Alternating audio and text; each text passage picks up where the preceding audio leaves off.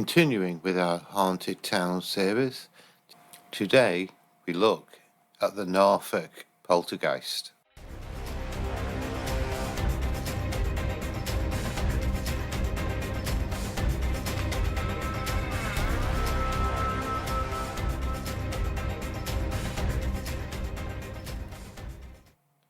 Flickering lights, radios and lights switching themselves on and off, impossible footprints, something very strange was happening at the Continental Shoe Repairs. We stepped just outside the county border of Wisbech, just a mile or two west of the Norfolk border. It was back in December 1963, long before films such as The Exorcist and Poltergeist popularised mischievous or demonic earthbound spirits, but the boundary between the known and the unknown was thin on Wisbech High Street. There, something was making its presence very clear, and strangely, a one-legged poltergeist that scratched, snatched and switched appliances on and off, even when there was no power supply. I don't mind admitting it, that I'm scared stiff, shop manager Bill Hyman said. We tend to think of hauntings taking place in crumbling old manor houses or castles with creaking stairs or romantic ruins. But this took place in a shoe repair shop in the Fens. The site gives a detailed history of number 23 High Street, a 4-storey Grade 2 building which dates from the early 18th century, but was given a new facade in the 19th century. Previous residents include a silversmith, a grocer's, and by the 1960s it was Continental Shoe Repairs. Floors 1 and 2 were stock rooms, the ground floor was a workshop, and the basement was a reception and sales area. Run by manager Mr. Hyam, who was aged 31, and his 2 staff, Margaret Roper, aged 20, and Patrick Lee, aged 17. The shop was preparing for a last-minute rush before Christmas, but the silent partner in the business wasn't that keen on offering a helping hand. A newspaper report from December 21st read, "Behind a window which looks down on the lights, the tinsel and the Christmas trees that have been happening so strange and inexplicable that the staff of the shop below have been very frightened people.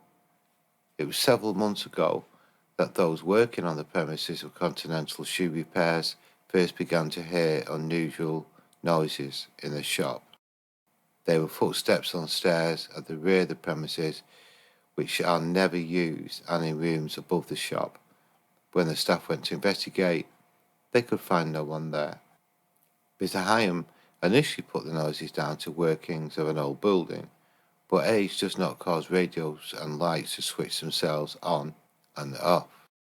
Wisbech shopkeepers in the 1960s were made of stern stuff. Mr. Hyams plugged the lights in order to stop the needless waste of energy. The lights still flickered on and off regardless of the fact there was no power. Even when this was happening, I still tended to make a joke out of it, Ms. Hyam told the local newspapers. But I ceased to think it was funny when the drill I was holding was torn out of my hands. The incident with the drill was so unsettling for Mr. Hyam that he closed his shop and went home. "I never used to believe in poltergeist, but I'm convinced that we have one here," he said. After staff were sent home early, the assistants in the shop next door heard the sound of footsteps coming from inside Continental Shoe Repairs. Looking back over his notes, Mr. Hyam noted that the worst of the activity was when there was a full moon. Paranormal investigators have long thought that ghostly activity increases during a lunar cycle. In a move that the Scooby-Doo team would have been applauded, Mr. Hyam sprinkled flour on the floor of the top floor room, at which point something even stranger happened. The report says, within a few days of the flour being put down, there appeared 5 footprints, well away from the door, leading from a window to a fireplace. All of the prints are of a bare right foot belonging to either a child or more probably a small woman. There was not a single left footprint. In addition to the prints, there were parallel scratch marks also on the floor. Yesterday, Mr. Hyam found 2 stockings, both right foot, in the chimney. Another member of staff, Margaret Roper, said that although she had managed to get used to the hearing the footsteps, the discovery of footprints had really frightened her. All the back doors to the premises are barred and the windows at the front are securely locked. I don't mind admitting that I'm scared, Mr. Hyam said. The other member of staff, Patrick Lee, was so disturbed that he would no longer venture up the stairs, while Colin Cook, who owned the butcher's shop next door, said he had seen the shop light switching on and off throughout the night. Keen to see an end of the ghostly goings-on, Mr. Hyam contacted Reverend T.F. Butler of St. Augustine's Church to see if he could help. I don't know enough about it yet to give my views on what is happening, Mr. Butler said, but Mr. Hyam and his staff are obviously generally frightened people, and I intended to have another talk with them before deciding what to do. Tony Cornell, the famous investigator from the Cambridge University of Psychical Research, and also the SPR, arranged to visit the shop in December for the first of several visits. Knowing the area was riddled with underground tunnels, his initial thoughts were that the blocked-up tunnels could be causing the knocking sounds due to water pressure from the nearby River Nene. By this time, the national newspapers had picked up the story, and on December the 22nd, the Daily Mirror's headline was, "One-legged ghosts told the Hoppit." Returning to the shop on Valentine's Day, Mr. Cornell was given a list of new phenomena that had occurred at the shop.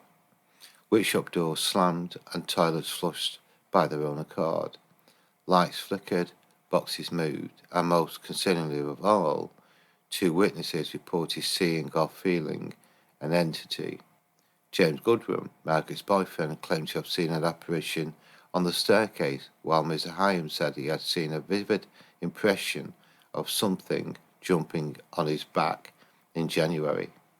Additionally, other witnesses spoke of how, during a town-wide power cut, the only building to be illuminated was the shoe repair shop. A full and thorough investigation was held. All windows were sealed, tape recorders were set up on each floor, along with thermometers and strain gauges and expansion gauges to see if high or low tide affected the building. Weighted wire was stretched across the second floor to which a pencil was attached, which reached a piece of paper on the ground. Granulated sugar was left on the steps, handwails dusted with soot, and there were cameras on all floors. Persistent taps and dull noises heard at 2:10 a.m.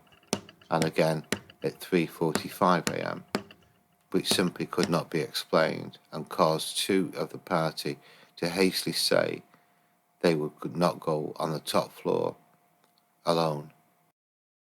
Tony Cornell's findings were few, but he did point out that the hauntings are often sporadic, while also sharply adding that if they are attention-seeking entities, what better time to show themselves than when the press and TV cameras were in situ. Reports came to a swift close after this investigation, and the poltergeist activity is typically short-lived, with manifestations lasting on average of 5 months and no more than a few years. To almost quote horror film Poltergeist, yes, they were there, but where are they now?